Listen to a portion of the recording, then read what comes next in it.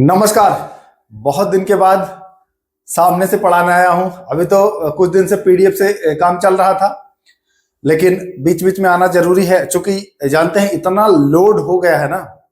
अकेला आदमी सारे सब्जेक्ट को कवर करना, एनसीईआरटी खंगालना, आपको करंट अफेयर देना थोड़ा सा कठिन हो रहा है, लेकिन कोई बात नहीं, मैं पीछे हटने वाला नहीं हूं। जब तक आपका एग्जाम ना हो जाए बढ़िया से, उन सारे टॉपिक पर मजबूत पकड़ आपको बनवाना है। इस बार आपका सपना पूरा करवाना है। तो आइए, एनसीईआरटी साइंस के इस दूसरे वीडियो में आपका स्वागत है। और आज का जो वीडियो है ये होने वाला है उत्तक यानी टीसू। इसमें लगभग 48 प्रश्न मैं शामिल किया हूं, जो कि एनसीईआरटी से उठाया गया है। क्लास 9th जब आप पढ़ोगे एनसीईआरटी तो वहां मिलेगा। कुछ प्रश्न मैं एनसीईआरटी के अलावा भी इसमें इंक्लूड किया हूं, जो एनसीईआरटी में नहीं था उसको भी मैं ऐड किया हूं, ताकि आप कहीं से भी कमजोर ना रहें। ऐसा ना हो कि कोई बच्चा एनसीईआरटी पढ़ के जाए और वो आपसे आगे निकल जाए। नहीं निकल सकता है, क्योंकि एनसीईआरटी के अलावा भी हम कुछ चीज ऐड किए हैं जो वो नहीं करेगा। तो आइए शुरू करते हैं। पहला प्रश्न, टीसू या उत्तक शब्द का प्रयोग सर्वप्रथम किसने किया था? अंग्रेजी वालों के लिए भी अंग्रेजी लिखा हुआ है। अब चूंकि सबको पढ़ेंगे तो समय ज्यादा लगेगा, और समय बहुत कीमती है अपना, तो जिनको पीडीएफ मिलेगा वो अपना देख लीजिएगा, या फिर इंग्लिश वाले तो अपना देख ही लेंगे। तो चलिए, उत्तक या टिश्यू शब्द का प्रयोग सर्वप्रथम किसने किया था? आपको विकल्प है स्लाइडेन, स्वान, विचेट या हुक। तो उत्तक शब्द का प्रयोग विचेट ने किया था। किसने किया था? विचेट ने। तो यहां पर विकल्प सी सही हो जाएगा। तो पहला का विकल्प सी सही हो जाएगा, ठीक है ना। स्लाइडेन स्वान सेल थ्योरी दिया था इन्होंने, जब हम कोशिका पढ़ाए थे। रॉबर्ट हुक ने कोशिका की खोज 1665 में की थी। पहले वीडियो में हमने ये सब करा दिया है। आइए अब हम दूसरा सवाल पर आते हैं। दूसरा सवाल देखिए क्या कह रहा है। दूसरा प्रश्न, उत्तकों का अध्ययन, उत्तकों का अध्ययन या टिश्यू के स्टडी के बारे में जो स्टडी करते हैं उसको क्या कहते हैं? उत्तकों का अध्ययन जीव विज्ञान की किस शाखा में किया जाता है? Study of tissues is called. उत्तकों का अध्ययन क्या कहलाता है? सीधा तो उत्तकों का अध्ययन जो कहलाता है वो कहलाता है हिस्टोलॉजी। जी हाँ, हिस्टोलॉजी। देखिए, फिजियोलॉजी नहीं होगा, एम्ब्रियोलॉजी नहीं होगा, साइटोलॉजी नहीं होगा, क्या होगा? हिस्टोलॉजी। उत्तकों का अध्ययन हिस्टोलॉजी कहलाता है। तो विकल्प यहां पर बी सही हो जाएगा। एकदम नोट करते चलिए, दिमाग में छप जाएगा, एग्जाम में आएगा, फट से आप आंसर करेंगे। अभी आपको इजी सवाल लग रहा है, थोड़ा सा जैसे जैसे बढ़ेंगे तब दिखेगा कि एनसीईआरटी में कैसे कैसे प्रश्न होते हैं, जो आप तलाश नहीं पाते हैं, ढूंढ नहीं पाते हैं, आगे मिलेगा आपको। आ जाइए, पादप उत्तक कितने प्रकार के होते हैं? पादप उत्तक आपको 2 प्रकार के होंगे। पादप उत्तक कितने प्रकार के? 2 प्रकार के होंगे। तो विकल्प यहां पर डी सही हो जाएगा, 2 प्रकार। ध्यान दीजिएगा, दोनों कौन कौन सा प्रकार है वो हम आगे पढ़ेंगे। दोनों प्रकार हम पढ़ लेंगे, कौन कौन सा 2 प्रकार है वो हम दोनों पढ़ेंगे। आइए, प्रश्न है, पौधों में खनिज लवणों को विभिन्न भागों तक पहुंचाने का कार्य कौन करता है? बहुत अच्छा प्रश्न है। अब एनसीईआरटी का खेला शुरू होगा यहां से। पौधों में खनिज लवण, अब तक आपने पढ़ा था कि जल को और भोजन को, जल को पूछता तो जाइलम बताती और भोजन को पूछता तो फ्लोएम बताती, लेकिन आपसे पूछ दिया है क्या कि खनिज लवण को। तो जल के साथ खनिज लवण भी वहन करता है, और ज से जल, ज से जाइलम। तो आप जानते हैं ज से जल होता है और ज से जाइलम होता है। जल भी और खनिज लवण दोनों जाइलम अपवहन करता है। फ्लोएम जो है यह भोजन, यह क्या करता है? जो पत्तियों में भोजन होता है उसको पौधे के संपूर्ण भाग में पहुंचाना फ्लोएम का कार्य होता है। बाकी जाइलम जो है वह जल। बाकी पैरेन्काइमा, एपिडर्मिस क्या है हम आगे समझेंगे। सारे ऑप्शन को इसलिए नहीं चीर फाड़ रहे हैं क्योंकि सब पर प्रश्न में रखा हूं, तो घबराने की कोई बात ही नहीं है। आइए, निम्न में से किसे प्लांट मिल्क के नाम से भी जाना जाता है? बहुत शानदार प्रश्न, बिल्कुल हूबहू आ जाएगा आपको एग्जाम में। प्लांट मिल्क के नाम से किसे जाना जाता है? Which is also called plant milk. तो प्लांट मिल्क के नाम से जानते हैं आप लेटेक्स को। क्या? लेटेक्स को। तो ध्यान रखिएगा, लेटेक्स को प्लांट मिल्क के नाम से जाना जाता है। आप देखेंगे रबर वगैरह बनेगा तो उसमें पढ़ेंगे आप, ये लेटेक्स का प्रयोग करेंगे। आइए, ऊंट का कुबड़, ऊंट आपने देखा है ना, तो ऊंट के पीठ ऐसे कुबड़ होता है, देखा होगा ऊंट का कुबड़। ऊंट का कुब्बड़ किस ऊतक से निर्मित होता है? Camel hump is made of which tissues? ऊंट का कुब्बड़ बना होता है वसामय ऊतक से। वसामय टिश्यू यानी कि एडिपोज टिश्यू, वसामय टिश्यू, ध्यान रखिएगा। वसा वसा होता है, वसा उसमें होता है, वसामय ऊतक होता है, तो ध्यान रखना है वसामय ऊतक होगा। चलिए आइए अगला सवाल, 7 नंबर प्रश्न। वह ऊतक जो पौधों में भोजन का भंडारण करता है। बहुत अच्छा सवाल है, आपको नहीं मिलेगा मार्केट में ये प्रश्न, फंस जाएंगे, पूछा जाता है एग्जाम में। वह ऊतक जो पौधों में भोजन का भंडारण करता है, बताइए कौन ऊतक है जो पौधों में भोजन का भंडारण करेगा? विकल्प है कोलेनकाइमा, स्क्लेरेनकाइमा, पेरेनकाइमा या फ्लोएम। तो बच्चे तो भोजन देखते हैं और मारते हैं फ्लोएम, लेकिन हो जाएगा गलत। फ्लोएम क्या करेगा? उसको वहन करेगा, ढोएगा, इधर से उधर पत्तियों से प्रत्येक भाग में पहुंचाएगा। लेकिन हमने क्या पूछा है? भंडारण करेगा, रखेगा, स्टोर करेगा। तब आप बताएंगे पेरेनकाइमा। क्या बताने वाले हैं आप? पेरेनकाइमा। जी हाँ, पेरेनकाइमा कई प्रकार के होंगे, एरेनकाइमा उसमें आएगा, आगे हम लोग देखेंगे। बाकी इतना याद रखिए कि भंडारण करेगा पेरेनकाइमा। पेरेनकाइमा, पेरेनकाइमा के बारे में जान लीजिए। यह पौधों को डूबने नहीं देता है। पानी वाला पौधा देखे है ना, पानी में वो खराब नहीं होगा, डूबेगा नहीं पानी में, तो ये पेरेनकाइमा होता है। भोजन भी संग्रहण करता है वो। चलिए आइए देखते हैं वैसा पेरेनकाइमा जिसमें क्लोरोफिल होता है। देखिए पेरेनकाइमा कई प्रकार के होंगे, कभी क्लोरोफिल वाला पेरेनकाइमा आएगा तो उसको क्लोरेनकाइमा कह देंगे। जैसे है तो पेरेनकाइमा ही, लेकिन उसमें क्लोरोफिल होगा, तो यहां से क्लोरो उठाएंगे, यहां से काइमा उठाएंगे और बन जाएगा क्या? क्लोरेनकाइमा। जिसमें क्लोरोफिल होगा वो क्लोरेनकाइमा हो जाएगा। क्लियर है ना? क्लोरोफिल वाला क्लोरेनकाइमा। जिसमें एयर होगा, हवा होगा, वो एरेनकाइमा होगा, और हवा होगा तो पौधों को तैरने में मदद करेगा, एरेनकाइमा कहलाएगा वो। आगे हम देखेंगे उसको भी। आइए बस धैर्य बनाए रहिए, इस बार डबल स्टार दिलवा के रहेंगे। भले ही आप कहीं भी पढ़िए, लेकिन साइंस, पॉलिटी और करंट अफेयर, अगर ज्योग्राफी भी पढ़ेंगे तो वो भी फायदा करेगा। ये चारों हमारे यहां से पढ़ के जाइए, निश्चित आपको लाभ मिलेगा। बाकी आप कहीं से पढ़िए, कोई दिक्कत नहीं। वह ऊतक जो पौधों को तैरने के लिए उत्प्लावन बल प्रदान करता है। तैरेगा कब? जब उसमें हवा भर दोगे, यानी एयर। एयर, बस एरेनकाइमा आप निकालिए। बिल्कुल सही सर। ये सारे प्रश्न जब एग्जाम में आएंगे ना तो कंफ्यूजन होता है, लेकिन अब नहीं होगा, क्योंकि आपने एयर भर लिया, हवा, अब हवा भर लिया तो तैरिए, तैरने में मदद करता है पौधों। आइए अगला प्रश्न, 10वां सवाल। पौधों में लचीलापन, लचीला, जैसे पौधों को मोड़ते हैं तो कुछ पौधे होंगे कि टूटेंगे नहीं, मुरक जाएगा, ऐसे लचक जाएगा, नहीं जानते ही, लचक जाएगा, तो वो होता है कोलेनकाइमा। किसकी वजह से? कोलेनकाइमा। अच्छा, स्क्लेरेन, स्कल मतलब खोपड़ी, ये खोपड़ी वाला आएगा। जैसे नारियल का खोपड़ी कितना हार्ड होता है, तो वहां आएगा स्क्लेरेनकाइमा। पेरेनकाइमा भोजन संग्रह करता है, बता ही दिया। एरेनकाइमा एयर भर जाता है, हवा, तैरने वाला, तो बता ही दिया। जाइलम जल का वहन करता है, बता ही दिया। लचीलापन तो कोलेनकाइमा, लचीला कोलेनकाइमा, ध्यान रखना है आपको। चलिए, नारियल जैसे पौधों को कठोर एवं मजबूत बनाने वाला कौन सा? तो नारियल। अब नारियल देखा ही आपने कितना कठोर होता है नारियल का ऊपर वाला, तो कठोर ऊपर का स्कल यानी स्क्लेरेनकाइमा, तो नाम याद रखिएगा स्क्लेरेनकाइमा। यहां पर सी विकल्प सही हो जाएगा। बिल्कुल सब आपको कॉन्सेप्चुअल उपलब्ध करा रहा हूं, भूलना भूल जाओगे आप। अगर पढ़ लिए हो तो भूलना भूल जाओगे, भले आप कहीं भी पढ़ो भाई, साइंस वगैरह यहां से करके जाना। आइए, नारियल के कठोर भाग की कोशिका भित्ति बनी होती है। नारियल का जो कठोर भाग होता है उसकी कोशिका भित्ति जो बनी होती है वो लिग्निन की बनी होती है। किसकी? लिग्निन की। इसीलिए वो बहुत ज्यादा कठोर हो जाता है, ये सीमेंट जैसा बना देता है। आपने देखा ही होगा, एकदम सीमेंट जैसा बना देता है ना नारियल वाला, तो देखा ही होगा आपने। चलिए, कोशिकाओं को दृढ़ बनाने के लिए सीमेंट की तरह कार्य करने वाला रासायनिक पदार्थ कौन सा है? तो सीमेंट की तरह एकदम मजबूत बनाता है नारियल का, देखिएगा आप, तो आपको यही मिलेगा। क्या मिल जाएगा? तो वो मिल जाएगा लिग्निन। लिग्निन मिल जाएगा, लिग्निन। देखिए क्यूटिन भी कुछ है, वो बताएंगे क्यूटिन सुब्रिन क्या है, ये भी आगे मैं बताऊंगा, परेशान मत होइए। आइए, पौधों को रक्षा करने की जिम्मेदारी किस ऊतक की होती है? पौधों की रक्षा करना, यानी कि ऊपरी परत होगा, एपिडर्मिस। एपिडर्मिस होगा ना, एपिडर्मिस। तो बी विकल्प सही यहां पर हो जाएगा।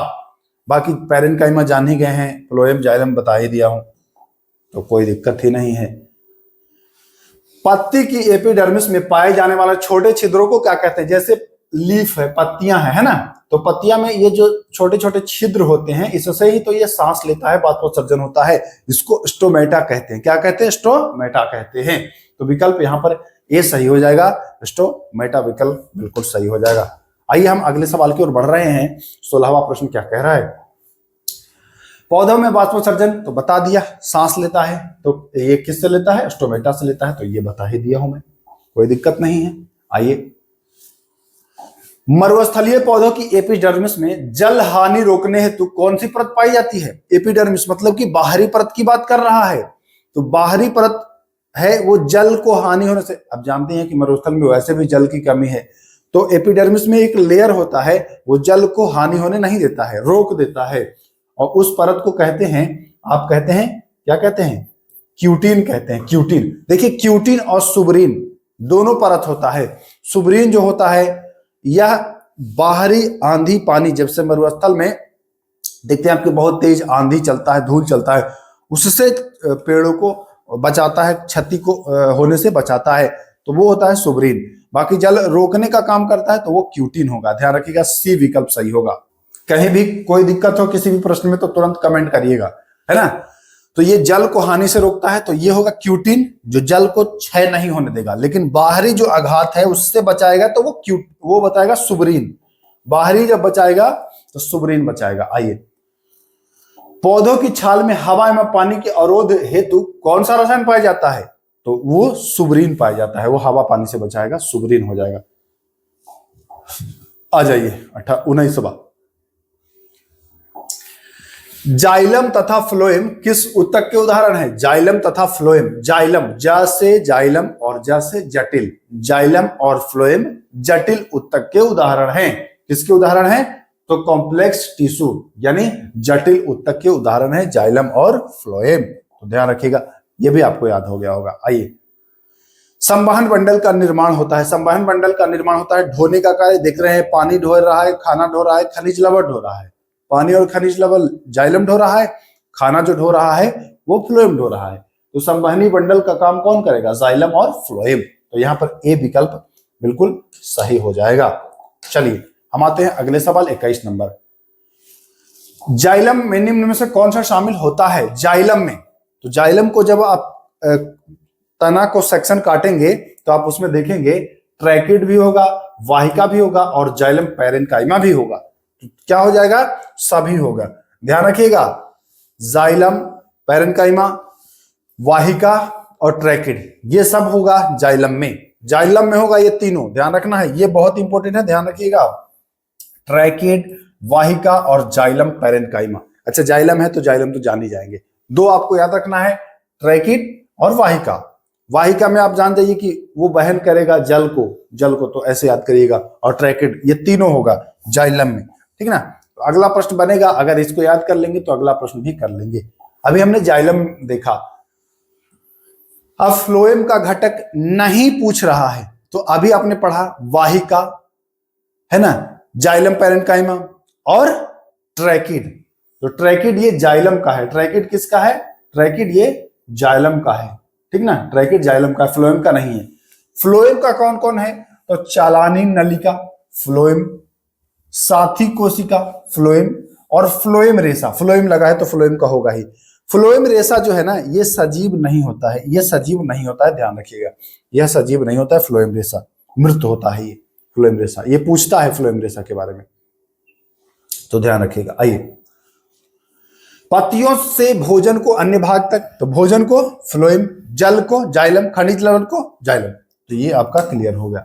लेकिन अगर पूछेगा कि भंडारण कौन करता है, तो पैरेन्काइमा, भोजन भंडारण पैरेन्काइमा।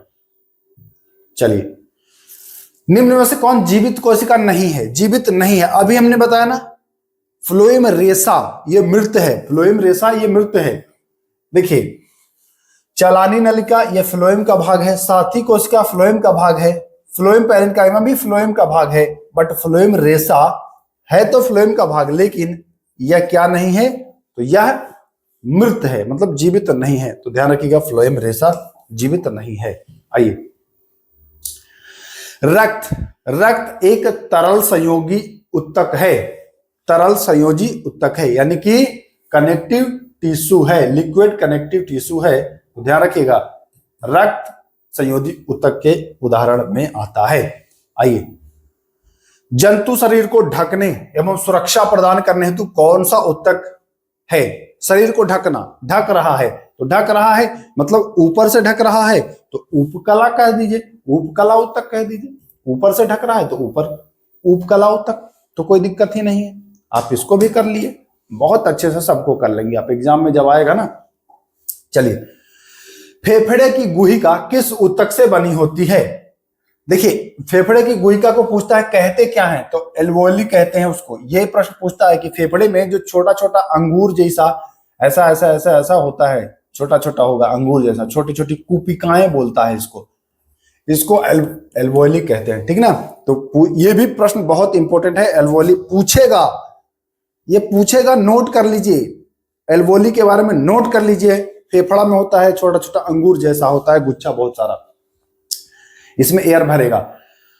तो फेफड़े की गुहिका किस उत्तक से बनी होती है? तो यह जो बनी होती है, यह किसका बना होगा? तो यह भी उपकला उत्तक का ही बना होगा। फेफड़े की गुहिका भी उपकला उत्तक का ही बना होगा। तो 27 का सी विकल्प सही हो जाएगा। ये प्रश्न पूछता है एल्वोली वाला, मैं बार बार कह रहा हूं कि एल्वोली वाला प्रश्न पूछता है, इसको नोट कर लीजिएगा, उपकला उत्तक नोट कर लेना है आपको, नहीं तो कंफ्यूजन क्रिएट एग्जाम में होगा। ध्यान रखना है, इसको नोट करके ही मानिएगा, ऐसे मत मानिएगा। चलिए सॉरी, रक्त के तरल आधार्त भाग को क्या कहते हैं? तो रक्त के तरल आधार्त भाग को कहते हैं प्लाज्मा। क्या कहते हैं? प्लाज्मा कहते हैं। तो ध्यान रखिएगा, प्लाज्मा कहते हैं। अभी रक्त हम डिटेल में कराएंगे, ऐसा नहीं है, रक्त डिटेल में कराएंगे तो परेशान ना होइए।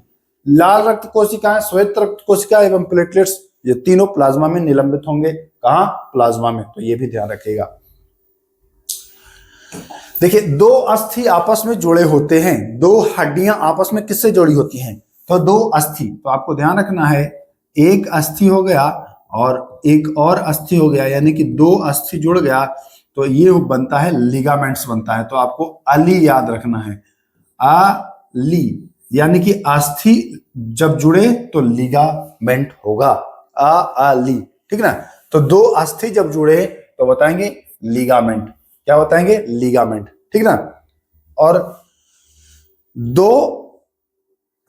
और अस्थि और मांसपेशी जुड़े तब तो टेंडन होगा, टेंडन, ध्यान रखिएगा, टेंडन होगा। ये भी इंपॉर्टेंट है, पूछता है। अस्थि, तो अस्थि और मांसपेशी, तो इसको भी आप कर लीजिए, आ से अस्थि प्लस मां, अम्मा बराबर होगा टे, अम्मा टे, याद रखिएगा, अस्थि मांसपेशी टेंडन, ये आप याद कर सकते हैं तो भूलेंगे नहीं।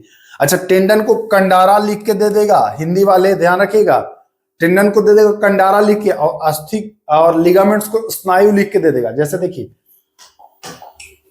यहां पर हो सकता है लिगामेंट ना लिखे और लिगामेंट के जगह पर क्या लिख दे? स्नायु लिख दे, स्नायु ऐसे लिख दे, स्नायु, स्नायु। तो ध्यान रखिएगा, स्नायु लिखे और ना समझ में आए तो आप अंग्रेजी वाले वर्जन पर जाइएगा और वहां से देखिएगा कि लिगामेंट किसमें है। टेंडन को कंडारा कहते हैं, लिगामेंट को स्नायु कहते हैं। तो ध्यान रखिएगा, एकदम शुद्ध खाटी हिंदी लिख देगा। एनसीईआरटी में शुद्ध खाटी ही लिखा है हिंदी वाले में। आइए, अस्थियों को मांसपेशी से जोड़ने वाला तो बता ही दिया हूं, फिर इसमें क्या रोकना। नाक, कान, कंठ, श्वास नली में कौन सा उत्तक पाया जाता है? नाक, कान। देखिए, कान को हमने मोड़ दिया है ना, तो इसमें अस्थि नहीं उपास्थि होता है। अब अंगुली है तो ये बीच से मोड़ेंगे तो ये टूटेगा, या कहीं हड्डी को मोड़ेंगे तो वो टूटेगा या तो नहीं मुड़ेगा। लेकिन जब मुड़ जा रहा है, नाक का देखिए भी मुलायम होता है, कान का भी मुलायम होता है, कंठ वाला भी मुलायम होता है, श्वास नली भी। तो ये बना होता है कार्टिलेज यानी उपास्थि का। तो ध्यान रखिएगा, उपास्थि या कहां गए, उपास्थि या कार्टिलेज, तो ध्यान रखना है। चलिए, वह ऊतक जो शरीर के आंतरिक अंगों को सहारा देता है, आंतरिक अंगों को सहारा देता है, वो कौन सा ऊतक कहलाता है? तो आंतरिक, बहुत अच्छा प्रश्न है, सहारा दे रहा है वो है एरियोलर ऊतक। बहुत इंपॉर्टेंट प्रश्न है, नोट करिए इसको, एकदम रटिए। वह ऊतक जो आंतरिक अंगों को, शरीर के आंतरिक अंगों को सहायक देगा तो एरियोलर ऊतक होगा, एरियोलर टिश्यू होगा, ध्यान रखिएगा। एरियोलर, एरियोलर वसामय ऊतक ये गर्मी प्रदान करता है, आपको गर्मी प्रदान करता है। हमारे शरीर में वसा संचित होगा किस ऊतक में? वसा है संचित तो वसामय ऊतक में होगा, तो ये तो कोई दिक्कत ही नहीं है, इजिली कर लोगे आप।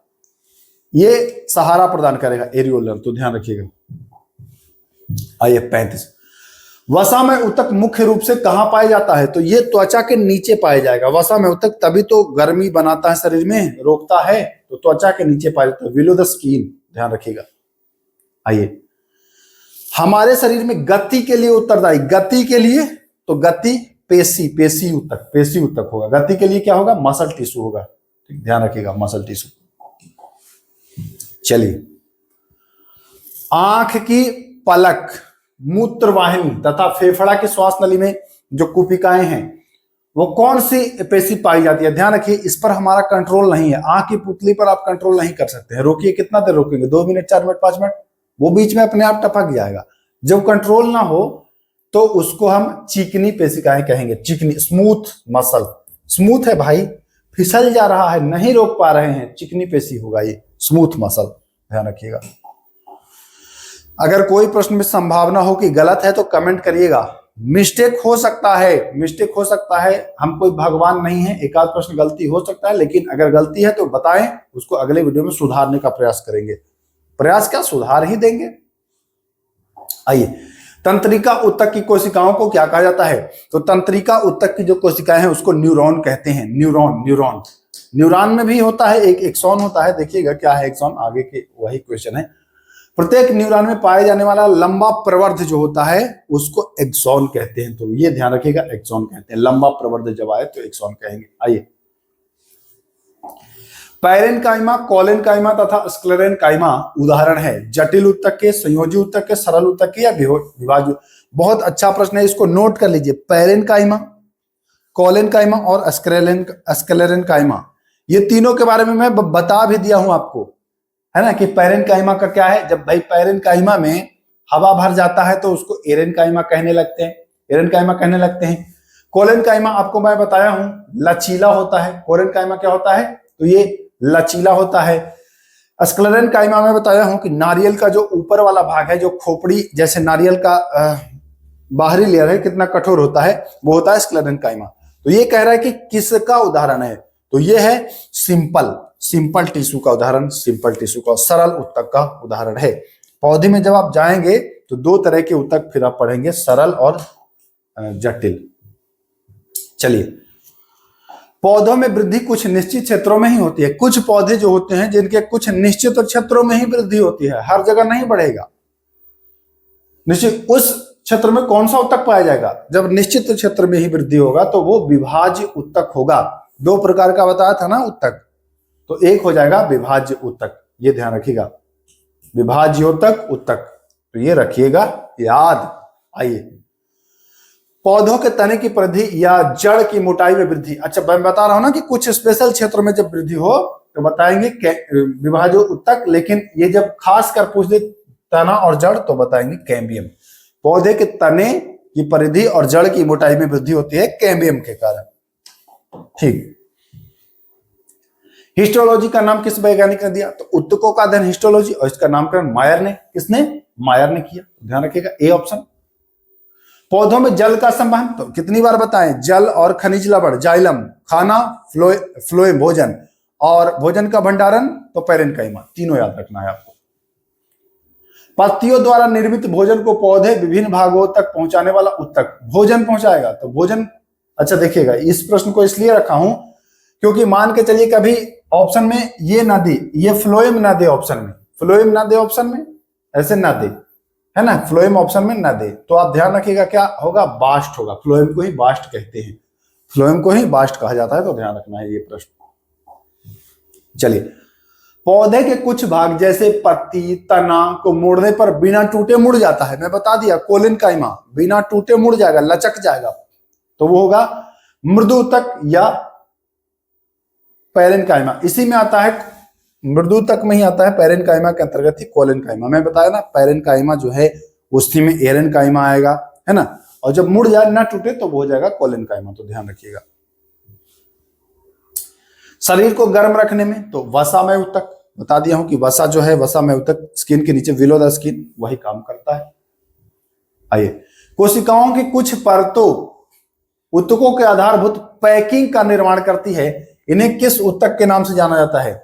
पैकिंग का निर्माण, पैकिंग, कोशिकाओं की कुछ परतें ऊतकों के आधारभूत पैकिंग का निर्माण करती है, इन्हें किस ऊतक के नाम से जाना जाता है? 4 विकल्प आपके सामने है। पहला है कोलेनकाइमा। कोलेनकाइमा के बारे में आपको मैं बता दिया हूं। कोलेनकाइमा क्या करता है? तो भैया कोलेनकाइमा जो है वो लचीलापन वाला है सर, ठीक है। पैरेनकाइमा, तो पैरेनकाइमा ही आपको मैं बताया ना कि भोजन का ये स्टोर करता है, स्टोर करेगा, वो कुछ परतों और ऊतकों की पैकिंग भी यही करता है। कौन करता है? तो पैरेनकाइमा ही करता है, तो ध्यान रखिएगा। कौन करेगा? B, parenchyma. ये भी प्रश्न बहुत महत्वपूर्ण है। कोशिकाओं की कुछ परतों ऊतकों के आधारभूत पैकिंग का निर्माण करती है, इन्हें किस ऊतक के नाम से जानते हैं?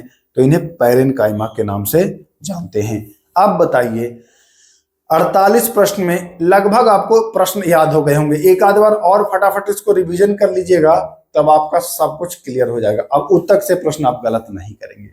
सेल में पहले ही करा चुका हूं। अगला वीडियो जो आएगा वह संभवतः आपका वर्गीकरण से आएगा, जैसे 2 भागों में किसने बांटा, 3 वर्गों में किसने, 4 में किसने, 5 में किसने, मोनेरा को किसने जोड़ा, प्रोटिस्टा को किसने जोड़ा, फंजाई को किसने जोड़ा, है ना, ये सब कराने वाला हूं। केकड़ा किस में आता है ना, ये सब। उभयचर क्या है, सबसे बड़ा जगत कौन है, एम्फीबियंस के अंतर्गत कौन, ये सब हम अगली वीडियो में करेंगे। यहाँ सभी प्रश्न एग्जाम में आता है, इन्हीं से टॉपिक से तो प्रश्न आता है। बचेगा एक भी प्रश्न बचेगा, इतना करा दूंगा, इतना करा दूंगा, प्रश्न नहीं बचेगा, कहेंगे कि ज्यादा पढ़ लिए, है ना। तो चलिए फिर मिलते हैं, तब तक के लिए नमस्कार।